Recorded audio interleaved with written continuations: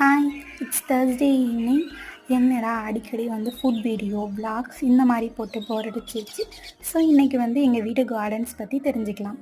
எங்கள் வீட்டு மாடி தோட்டத்தில் ரணக்கல்லி அப்படின்னு சொல்லி நாங்கள் ஒரு செடி வச்சுருக்கோம். அந்த செடியை நாங்கள் ஃபஸ்ட்டு ஹாஸ்பிட்டல் போயிருந்தப்போ ஹாஸ்பிட்டல் மாடியில் அந்த செடி வச்சுருந்தாங்க. அந்த செடி பார்க்குறதுக்கே ரொம்ப டிஃப்ரெண்ட்டாக யூனிக்காக இருந்தது. அம்மாவுக்கு ஆல்ரெடி அந்த செடியை பற்றி தெரிஞ்சிருந்ததுனால ஒரு இலையோ 2 இலையோ எடுத்துகிட்டு வந்தோம்னு நினைக்கிறேன், எனக்கு கரெக்டாக ஞாபகம் இல்லை. அந்த இலையை வீட்டில் வச்சு ஜஸ்ட்டு நாங்கள் பாட்டில் தான் வச்சோம். அந்த இலையை பாட்டில் வச்சு அதுலேருந்து செடி வந்திருந்தது. அந்த செடி இப்போ 3 இருக்குது மாடியில். இப்போ அந்த செடியிலேருந்து தான் 2 இலையை எடுத்துகிட்டு வந்து பிளான்டேஷன் பண்ணுறோம்.